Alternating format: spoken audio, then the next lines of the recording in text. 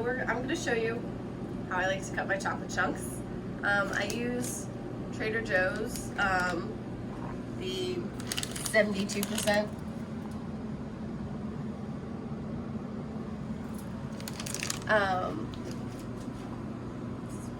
Part of a bar. So generally when you cut chocolate, especially darker chocolate, it kind of splinters. So to avoid that, I microwave my chocolate a little bit so it warms up, so I can have it in the chunks that I want and not just in like little pieces. So I do this like 10-15 seconds at a time. So depending on how warm your chocolate starts, like if you just pulled it out of the fridge, this could take a while. The kitchen right now isn't that cold, but it's still going to be a little bit. You don't want it to actually melt, but usually it'll melt in like one spot before it's really ready to be cut. So yeah, so we're just going to do another 15 seconds. Okay, so it's the third time and I'm just going to test it to see how this cuts. Don't think it's quite ready yet. It's real close, but it's still kind of splintery. I'm just going to do one more round in the microwave.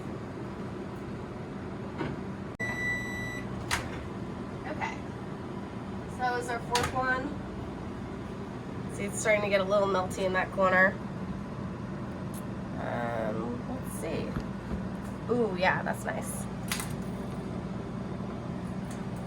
And then you can make your chunks whatever size you like.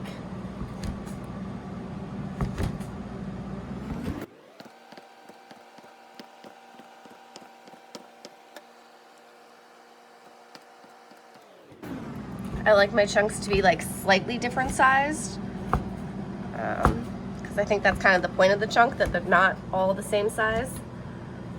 I also like the mouthfeel of a chunk better than a chip in as an addition. So when I'm doing muffins or tea breads or anything that might want some chocolate bits in it, I like to use a chunk instead of a chip. My personal preference.